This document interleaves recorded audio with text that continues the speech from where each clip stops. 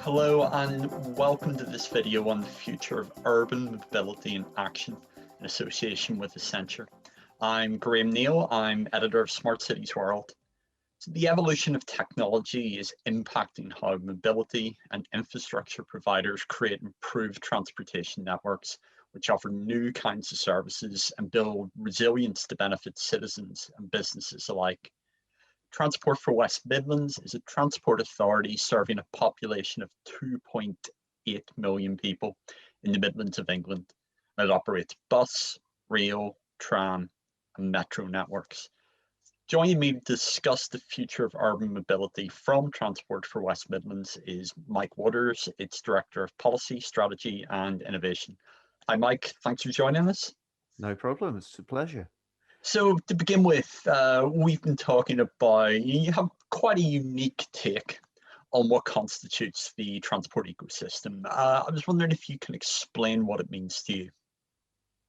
Well, the concept of transport ecosystem, I think, is really just an evolving view of what integration really means in transport. We've spoken about integration for decades, and previously it was focused really just on those physical aspects, I suppose, around how we mesh infrastructure and services together. And this very engineer focused thing, thinking about reducing interchange penalties.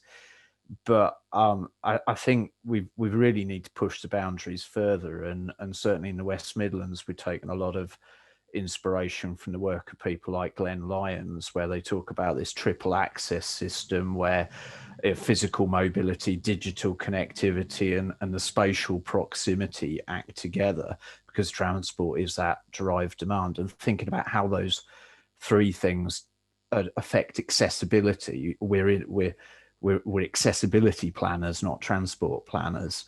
And I think in the West Midlands, we then really started to think, because that just still deals really with the supply side, thinking about the demand, where we mesh the infrastructure and the mode with the energy systems, a kind of supply consumer-led piece around, is it leisure shopping? And then from an industrial perspective, clearly starting to think about then what Industry 4.0 initiatives, how that works with facilities, and then the digital integration of that. So the definition, the breadth of the transport ecosystem suddenly goes a lot wider. And personal interest for me is things that I don't think we're really exploring enough, but which are part of that ecosystem, where you start to think about privacy, because this becomes very much more than a digitally enabled and facilitated ecosystem. And then we've got several axes within privacy, which I don't think the consumer or the industry have switched on to enough yet, around sort of decision and self, what you do with informational privacy and surveillance privacy, which as we deal with connected and autonomous vehicles, mobility as a service, this service level that's entering the transport ecosystem brings a whole extra dynamic as well. One of the things the TfWM prides itself on is it's the emphasis in the local economy and local people. And you've talked a little bit about it already, but could you tell me a bit more about TfWM's approach to this kind of transport ecosystem, and how it fits in with that aim?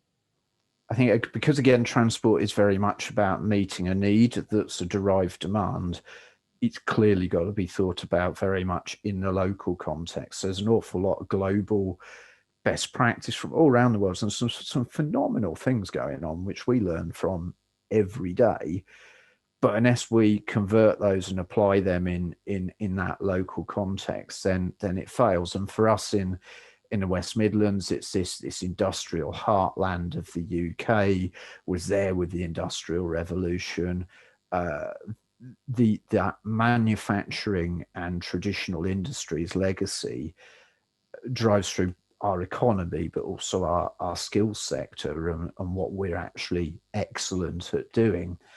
And that really led a lot of the start of our transport innovation program where we were looking at what could we do in the transport sector to support things like the automotive industry. So that was one of the big motivators for getting very into the connected and autonomous mobility space.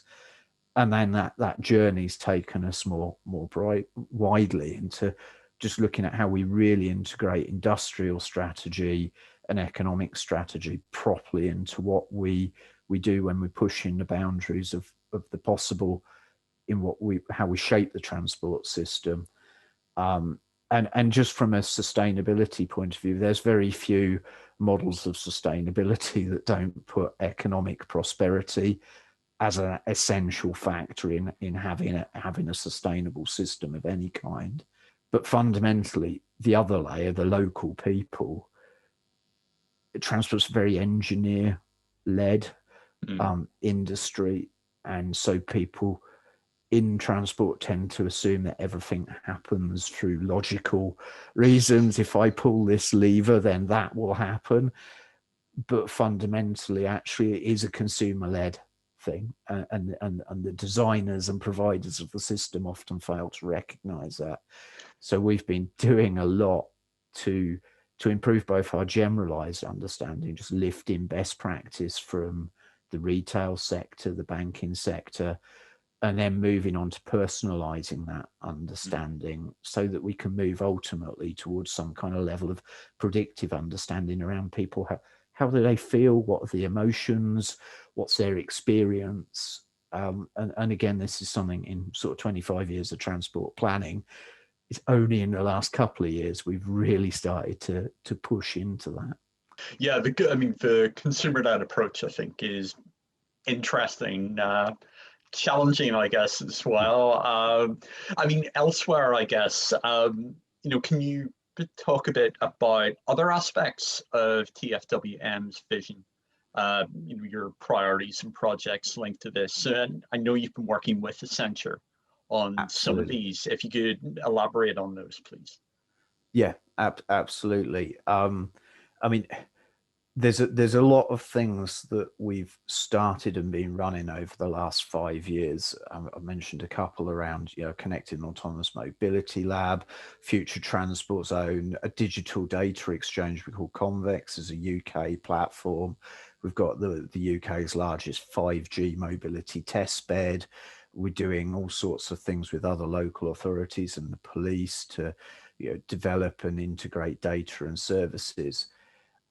So there's a lot of activity, but what Accenture really helped us do when we took a step back with them, looking across a kind of global benchmarking exercise to really recognize that across the world, there's some amazing good practice and some people that in some cases we're going to be a follower of, and in other cases we might actually be able to provide some leadership on. And so with Accenture, we really talked about how the West Midlands can start to become a global hub for clean mobility. This thing we've spoken about accelerating towards a very much more human-centered, inclusive design philosophy around mobility that delivers those real benefits. And Accenture really just helped us, I suppose, think that through from a slightly external perspective. When you get close to it and you're doing it every day, it's quite easy to lose a bit of perspective, I suppose. And so just stepping back, providing a bit more of a structured framework for that, looking at what our pathways can be based on a kind of international benchmarking exercise as we evolve as an area and as a transport system. So really good. And then just sort of really drilling into what are the critical enablers, what are the critical success factors within how we actually do that, so that there's almost been an organically grown, still cutting edge. We're still one of the strongest areas, I think, in the UK in this, but really then post rationalizing some of the good moves we've made, but helping us set a much clearer, more coherent path forward from this point. And you mentioned the Future Transport Zone. It's a fascinating area, really. Could you give an outline of the work you've done on this for people who maybe aren't that familiar with it? And there are a lot of learnings I think that other cities can take from it. If you could spell out some of those, that would be great. Absolutely. It's probably worth setting a brief context. The UK government's set up a programme of these future transport zones, 5 in total. The West Midlands sort of helped kind of develop the concept with the DFT and became the UK's Pathfinder programme for these. So we started probably a couple of years in advance of some of the other areas in the UK. And I suppose for us, the kind of the vision around that is really the zone exists to help us kind of empower and enable people to make more sustainable travel decisions. And this is because I think as anybody involved in transport recognises, if we're trying to tackle sustainability, decarbonisation, all of these things, fundamentally the way we travel today is not sustainable, and we've got to really focus on how we can make those connections. So we've had a very practically driven program. We've drilled right down into this understanding of people, where we've been working with the companies like Experian to develop a much better view, developing detailed personas and evidence around what people think and feel, how they travel. We've strengthened our smart payments platform considerably. So we're the largest platform in the UK outside of London, very much leveling up to the London level of system, which in the UK is much more challenging outside of London because we operate a deregulated transport market where bus operators are commercial and not commissioned by the cities. So that's quite complex. We've been doing a whole load of experience-led initiatives, mobility credits, demand responsive transport, to really engage with the traveller and understand what initiatives work and don't work, because it's transport needs to be designed in the local context. So we can take best practice, try it, apply it. E-scooters, yes, we've been sort of in the vanguard of the UK, experiencing what e-scooters can do for the transport system. And then we've put a lot of effort into digitizing the transport system as well. So as we take best practice from other sectors, a frightening amount of transport is run in a context where people think that PDFing something is digitizing it, but actually taking it and making it properly machine readable, optimizing the processes, is one of those foundation stones for us then being able to move to apply predictive understanding, both to support the operational and tactical side of running a transport system and operating it, but also to help us plan those big interventions in a much more targeted and intelligent way.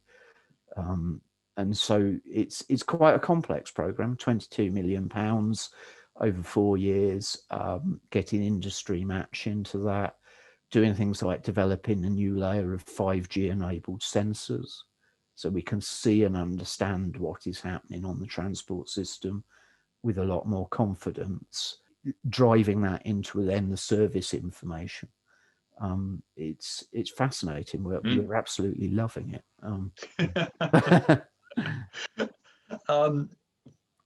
So we're filming this in early 2021. So the effects of COVID-19 are sadly still being felt by us all. And the pandemic's had really dramatic consequences in both the mobility and transport space. How is TFWM dealing with these consequences? It's an epic challenge, isn't it, for anybody? And as a transport authority, we're some of that integrating glue in the heart of all of those actors in the transport system that are having to grapple with this. And I think, as I mentioned, in the West Midlands, as with most of the areas in the UK, a lot of the actors in the transport system are commercial. And so they're facing a whole set of new realities around what that looks like. So a lot of the practical side of what we've been doing is acting as that integration between national policy and the support that national government has been providing to transport operators, and working with the transport operators to really make sure that fundamentally essential services, that there is a minimum level of service operation going on, so that those who don't have access to a car can still get around safely and cleanly. So that's been, practically, there's been a lot of effort gone into both the data and the intelligence around how we do that, keeping that network running every day. We operate a lot of bus stations, tram system.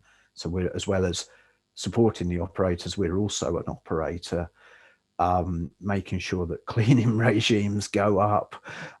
We've managed to keep tram patronage higher than most of the other modes by really good communications. So just letting the public know what they can do, supporting our highway authorities as they do things like road space reallocation, an action plan. I mentioned e-scooters. That's been a big, we went from zero to sort of deployed to a large area in the space of about 3 months as a direct response to COVID. And just a terrific operational effort there, ultimately making sure we keep things safe, putting on emergency public transport services to get key workers to hospitals, and converting bits of the transport system that to do that. But, and this is the interesting bit, I think that's all the immediate response. This question of whether COVID is sort of as tragic as some of the outcomes are, is it an opportunity in us looking at how we can live life differently as we look at a new future towards a decarbonised transport system? So is it an opportunity or a threat? And at this moment, it's hard to make a call. It could go either way. Clearly, we want to look at how we can cement some of the better behaviours where people can shift their way of travelling or avoid it at all, as we're doing now, speaking over Zoom. And so we're having, at the moment, looking to have a very much deeper conversation with the travelling public, try and strengthen our emphasis on freight and logistics, because there's been this massive boom in e-commerce, and that has a profound impact on the transport system in terms of goods vehicles and the amount of vehicle mileage going on. And then looking at what we can do to support the localism agenda to really bring forward this concept of 15-minute neighbourhoods. So we're doing a lot of work around mobility hubs. What do you really need those to look like for them to work? How can they meet people's needs? How does that work with an e-commerce, increased e-commerce prominence in the economy? So it's learning. We're on a learning journey, as every other city in the world is at the moment around this. So forums like Smart Cities World are really interesting to help us learn together. I mean, you mentioned the transport networks almost serving like the glue, bringing everything together.